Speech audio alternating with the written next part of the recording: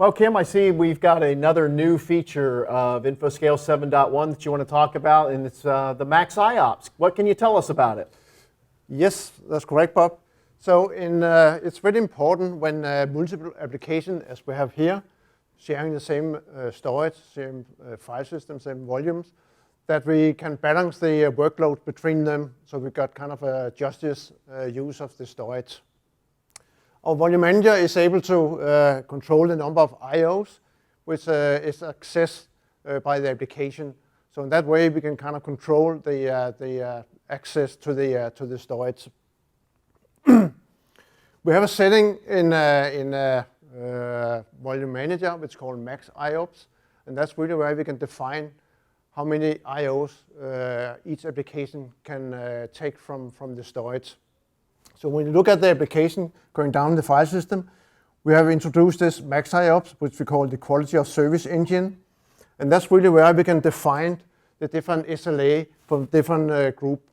We can do it on a single volume, as we have over here, or we can do it as a volume group. So that's how we can define, and we can define different SLA for the same application, depending on which of the volumes or volume groups they're using. When it comes to implementing this, there's kind of a two-way you can do it. Either, as we see here, as an individual or on a disk group. So that's one way to implement it, so we can control the SLA from there. And otherwise, we can do it on a application level. So it's kind of based on the application storage. So it will look like this. So this will be one SLA. So suddenly this will be SLA 1. And over here, we will kind of do the same. So application 2, as we're running over here, will suddenly be SLA 2. So in that way, we do it on the application basis. So that's the way it's set up.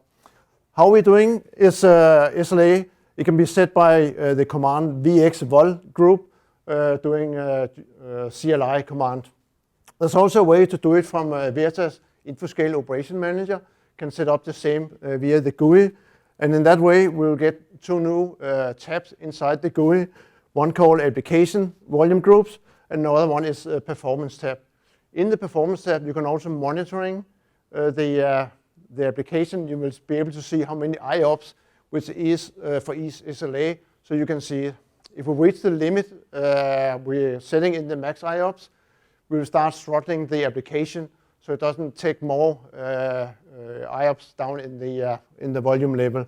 So in that way, we can control and manage, so we then get a kind of application noise in the environment. So that's the way we're using the max IOPS. Okay, great. So basically what we're doing here is we're able to throttle the number of IOPS that either an application or a volume can actually take up in a server. Is that right? Exactly. So it's kind of, so we don't promise SLA for an application, and suddenly if we have two, and we have two applications with running high performance, they're kind of eating up the performance of the storage. In that way, we can control, so kind of priority one application gets all the IOPS it needs and promised, and the other one will, the other application, which is maybe a priority 2, can have less IOPS, but still serving the application the correct way.